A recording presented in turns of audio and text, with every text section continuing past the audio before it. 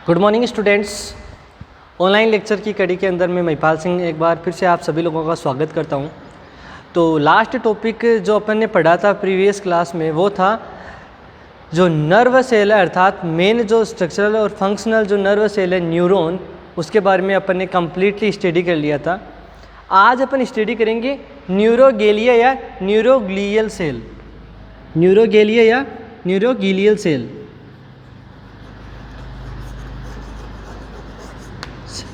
जैसा कि अपन ने पहले जो स्टार्टिंग था इंट्रोडक्शन वहाँ पे पढ़ा था कि यही सेल है जो कि क्या है, नर्व टिश्यू का हिस्सा है। जो नर्वस टिश्यू है अपन ने पढ़ा था कि दो प्रकार की स्पेशलाइज्ड सेल से मिलकर बना हुआ था। एक तो थी न्यूरॉन और दूसरी थी गीलियल सेल, न्यूरोगीलियल या गीलियल सेल। न्यूरोगेलिया बोला था या गीलियल सेल अपन ने उनको बोला था। अब अपन ने ये तो पढ़ लिया कि न्यूरॉन्स तो जो क्या है, मेन जो स्ट्रक्चरल और फंक्शनल यूनिट है नर्वस सिस्टम की, और यहाँ पे क्या होता है, इम्पल्सेस का ट्रांसमिशन होता है। इलेक्ट्रिकल चार्ज एक वेव लाइक मूवमेंट में यहाँ पे बहता है और ये क्या होती है, कोई भी स्टिमुलेशन के प्रति क्या होती है, एक्साइटेड होती है, तभी तो इम्पल्सेस इलेक्ट्रिकल चार्ज मूव होता है। तो ये जो न्यूरोगीलियल सेल है ये क्या है, एक प्रकार की सपोर्टिव सेल है। एक प्रकार की क्या है, सपोर्टिव सेल है। न्यूरोगीलियल्स क्या है, सपोर्टिव सेल है नर्वस सिस्टम की।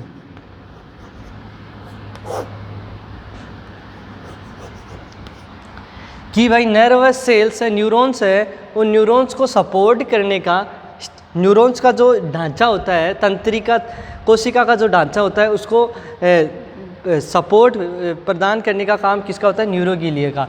तो अपन बोल सकते हैं कि न्यूरॉन्स आर सपोर्टेड बाय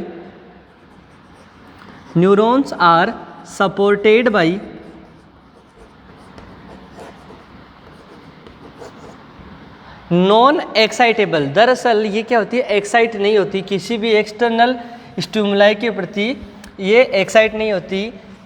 यहाँ पे किसी प्रकार का कोई जैसे ही कोई स्टिमुलस आया, स्टिमुलस ने डेंड्राइट्स के रिसेप्टर, सेंसरी रिसेप्टर को जैसे प्रेस किया, जैसे कि मैकेनिकल जो रिसेप्टर थे, बैरियर के चैनल थे वो ओपन हो रहे थे, वैसा इसमें कुछ ही नहीं है, ना यहाँ पे किसी प्रकार का कोई एक्साइटमेंट होता है। तो अपन बोल सकते हैं कि neurons are supported by non excitable, कि इनमें एक्साइटमेंट नहीं होता किसी भी एक्सटर्नल स्टिमुलाई के प्रति। Excitable glial cell. दूसरी बात, पहली बात तो ये नॉन एक्साइटेबल है, दूसरी बात ये क्या है, सपोर्टिव सेल है। इसके अलावा ये क्या है, these cells have power of regeneration, power of regeneration, कि यहाँ पे क्या सेंट्रोमियर प्रेजेंट होता है। सेंट्रोमियर की उपस्थिति की वजह से इनमें क्या होता है, रीजनरेशन होता है। एक बार ये डैमेज हो जाती है तो वापस इनमें रिकवरी हो जाती है, जबकि नर्व सेल्स में सेंट्रोमियर एब्सेंट था, इसलिए उसमें पावर ऑफ रीजनरेशन नहीं थी। इसके अलावा ये क्या होती है, these are more than nerve cell या न्यूरॉन्स, मोर देन न्यूरॉन्स, ये न्यूरॉन्स से ज़्यादा होती है। अपन ने बात किया था टोटल 1 ट्रिलियन नर्व सेल होती है।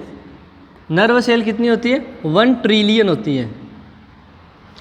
इसमें से अपन ने पढ़ा था कि 85 बिलियन तो होती है न्यूरॉन, ये तो क्या होती है, न्यूरॉन होती है। और जो 86 बिलियन होती है वो कौन सी होती है, ये न्यूरोगीलियल सेल होती है, न्यूरोगीलियल सेल होती है। तो अपन ने इनके बारे में पढ़ा कि न्यूरोगीलियल सेल नर्वस सिस्टम की सपोर्टिव सेल है, मतलब जो स्ट्रक्चरल यूनिट है नर्वस सिस्टम की, न्यूरॉन्स, उनको उसके ढांचे को, उस तंत्रिका के ढांचे को एक क्या करती है, सपोर्ट प्रोवाइड करती है। तो वो सेल कौन सी होती है, न्यूरोगीलियल सेल होती है। ये नंबर में 86 बिलियन होती है, जो कि नर्वस सेल जो न्यूरॉन है उनसे ज़्यादा है। इसके अलावा इनका काम होता है सपोर्ट का, ये नॉन एक्साइटेबल होती है, इनमें रीजनरेशन की पावर होती है, मतलब ये एक बार डैमेज होने के बाद बावजूद दोबारा से ये रीजनरेट हो सकती है, अपन में रिकवरी कर सकती है। अब इन न्यूरोगीलियल सेल्स के अगर टाइप्स की बात करें,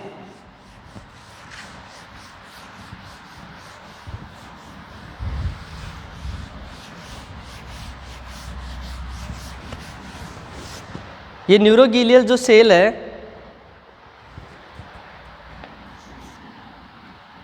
ये कितनी टाइप की होती है, दीज आर पहले तो ये बता देते हैं ये कहाँ लोकेटेड होती है। These are located at, presented at, situated at और फाउंड इन, कहाँ पे पाई जाती है, found in nervous system. Nervous system के अंदर ये पाई जाती है। नर्वस सिस्टम में दो क्लासिफिकेशन बोल सकते हैं, एक तो होता है सेंट्रल नर्वस सिस्टम जिसको सीएनएस बोलते हैं, एक पेरिफेरल नर्वस सिस्टम जिसको पीएनएस बोला जाता है। तो यहाँ पे ये प्रेजेंट होती है। अब न्यूरोगीलियल सेल्स की टाइप्स की बात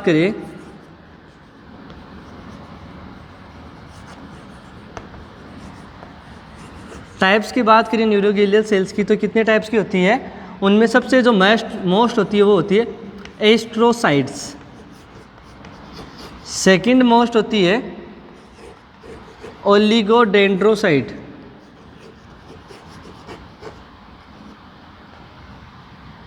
ओलिगोडेंड्रोसाइट्स, साइट्स का मतलब सेल। इसके अलावा Schwann cell, ependymal cell,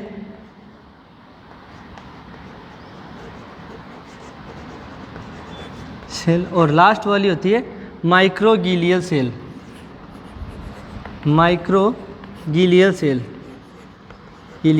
cell. तो 5 प्रकार की मुख्यतः ये कोशिकाएं पाई जाती है।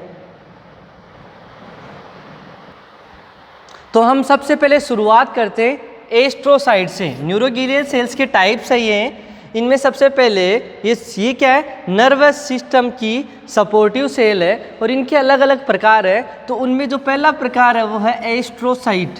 जैसा कि नाम से पता चलता है एस्ट्रो अर्थात तारे के समान, तो इनकी संरचना भी तारे के समान होती है, मतलब इनकी स्ट्रक्चर स्टार शेप की होती है। दूसरी बात, इनका काम भी एक स्टार की तरह होता है, एक तारे की तरह होता है, चमकने वाला काम ये करते हैं। और लोगों की आंखों का तारा होती है ये सेल, क्योंकि इसके काम भी काफ़ी अच्छे होते हैं। तो सबसे पहले जो न्यूरोगीलियल सेल है वो है एस्ट्रोसाइट्स। देखो एस्ट्रोसाइट्स नाम से पता चलता है एस्ट्रो मतलब स्टार, साइट मतलब सेल, तो स्टार शेप की जो सेल है उसको बोला एस्ट्रोसाइट, स्टार शेप की। इसके अलावा ये क्या होती है, लार्जेस्ट गीलियल सेल होती है ये।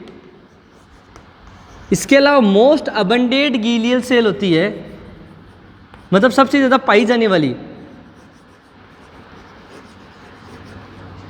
मोस्ट अबंडेंट गीलियल सेल होती है ये। लार्जेस्ट मोस्ट अबंडेंट गीलियल, अब देखो इतनी ज़्यादा मात्रा में क्यों पाई जाती है, और क्योंकि इसका काम भी काफ़ी महत्वपूर्ण होता है, इसलिए इसकी संख्या, इनकी तादाद भी ज़्यादा होती है। काम क्या होता है, देखो काम क्या होता है, इसका काम होता है मेटाबॉलिज्म का मतलब होता है, मेटाबॉलिज्म का उद्देश्य होता है एंड प्रोडक्ट उसका एनर्जी प्रोवाइड करना। मेटाबॉलिज्म का उद्देश्य होता है एनर्जी प्रोवाइड करना, किसको, टू द नर्वस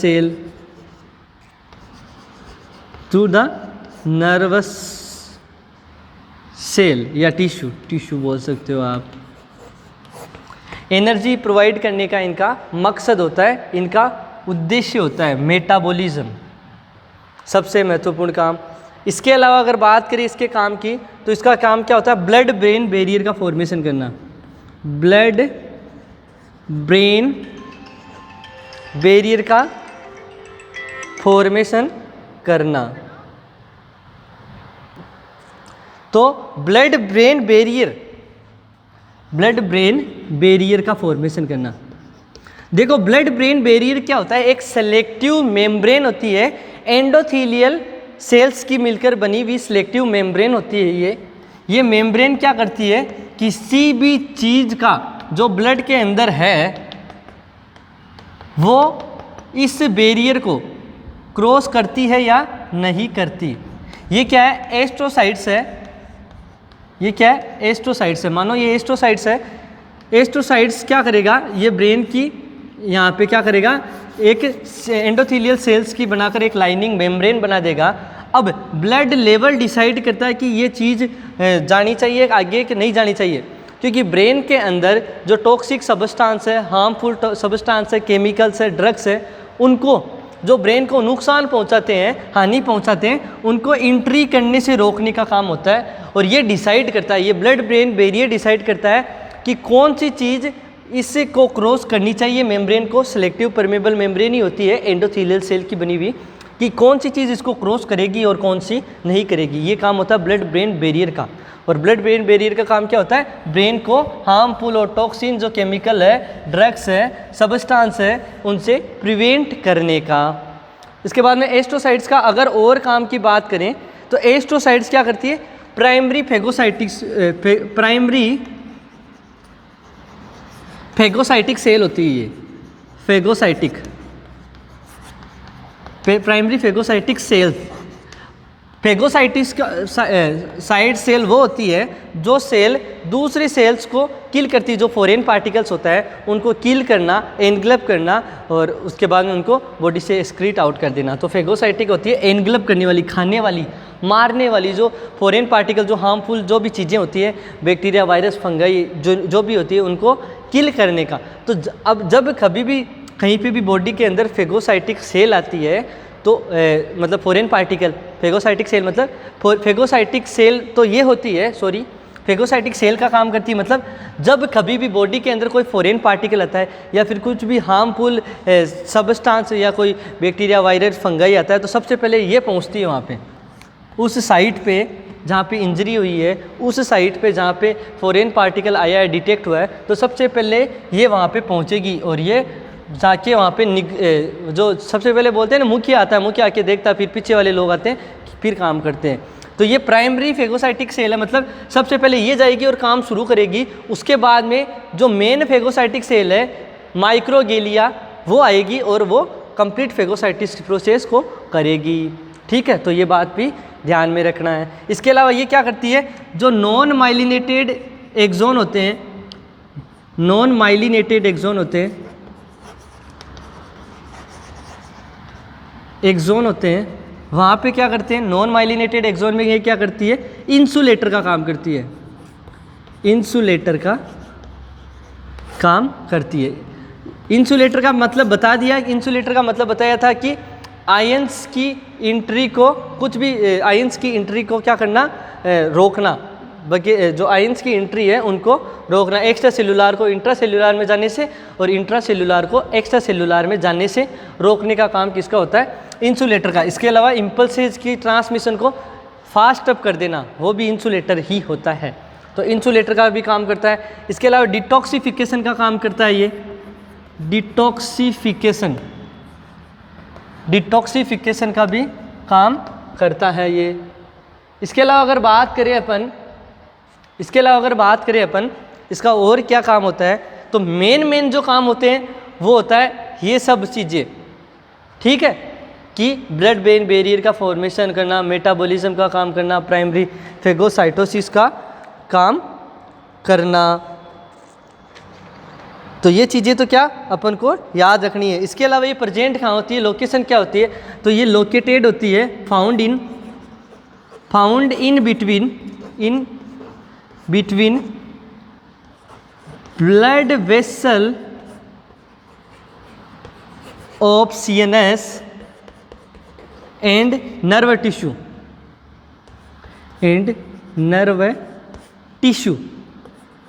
तो ये क्या करती है, ये सेल डिफरेंट करती है, दोनों को भिन्न भिन्न करती है, अलग अलग करती है, नर्वस सेल्स को, नर्वस टिश्यू को और ब्लड वेसल्स, जो नर्वस सिस्टम की ब्लड वेसल्स है और नर्व टिश्यू है उनको अलग करने का काम, पृथक करने का काम, भिन्न भिन्न करने का काम इसका होता है। मतलब अपन बोल सकते हैं कि इट इज़ सराउंडेड बाई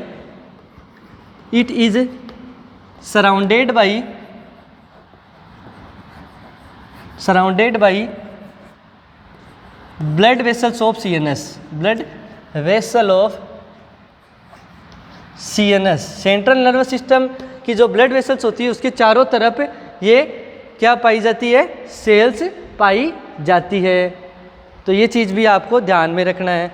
इसके अलावा अपन बात करें और क्या काम होता है, तो मेन जो काम होते हैं वो इसके यही होते हैं। इसके अलावा इसकी शेप की बात करें तो ये एस्ट्रोसाइट क्या होती है, स्टार शेप की सेल होती है, ऐसी सेल होती है।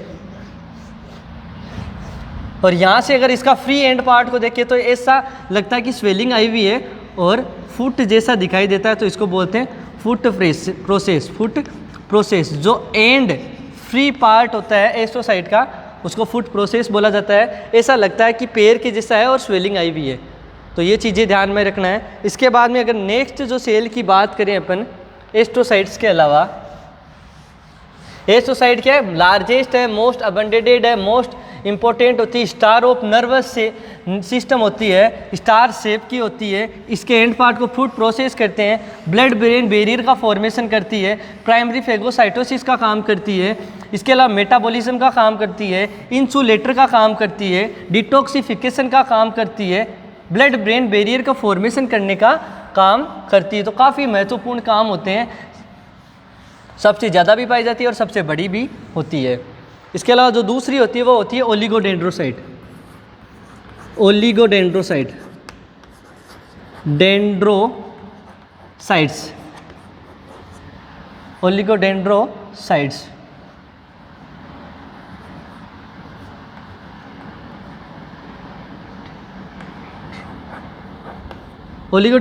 मतलब ओलिगो मतलब कम, मतलब लेस, डेंड्रोसाइट मतलब डेंड्राइट सेल, तो लेस डेंड्राइट सेल,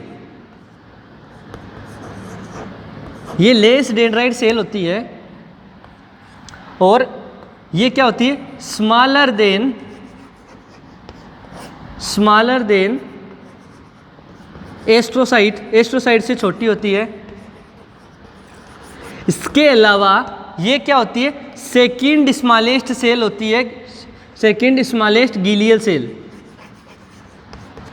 वो मोस्ट अबंडेडेड गीलियल सेल थी, ये सेकंड स्मॉलेस्ट गीलियल सेल है, गीलियल सेल होती है। इसके अलावा ओलिगोडेंड्रोसाइट क्या करती है, ये बनाती है माइलाइन सीट। अपन ने बता दिया माइलाइन सीट क्या होती है, एक्सोन के ऊपर एक कवरिंग होती है वाइट मैटर की बनी हुई, जो स्वान सेल द्वारा रेप होती है, मतलब स्वान सेल रेप होती है वहाँ पे, वो माइलाइन सीट होती है। तो माइलाइन सीट सेंट्रल नर्वस सिस्टम में, सीएनएस के अंदर माइलाइन सीट का फॉर्मेशन करने का काम ओलिगोडेंड्रोसाइट का होता है। ये महत्वपूर्ण काम होता है ओलिगोडेंड्रोसाइट का। कम नंबर में होती है, स्मॉलर होती है एस्ट्रोसाइट से, सेकंड स्मॉलेस्ट होती है, लेस नंबर में पाई जाती है और सेंट्रल नर्वस सिस्टम में प्रेजेंट होती है। और काम क्या होता है, located in central nervous system and function is to formation of myelin sheath in central nervous system. तो इतना सा छोटा सा काम होता है ओलिगोडेंड्रोसाइट्स का, कम नंबर्स में होती है। इसके अलावा माइक्रोगीलियल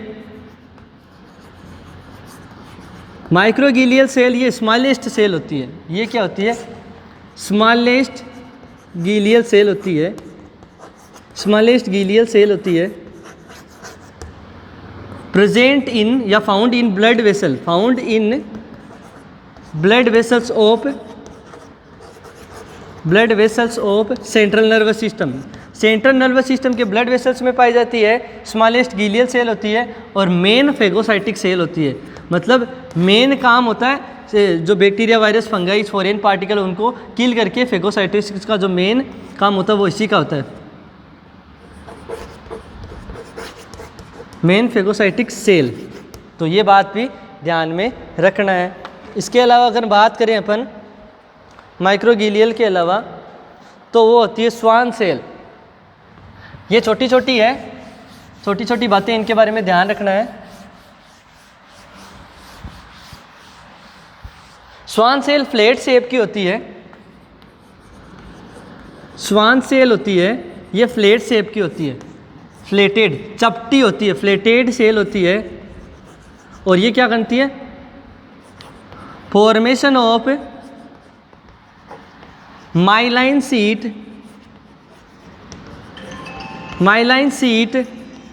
इन peripheral nervous system. Peripheral nervous system में माइलाइन सीट का फॉर्मेशन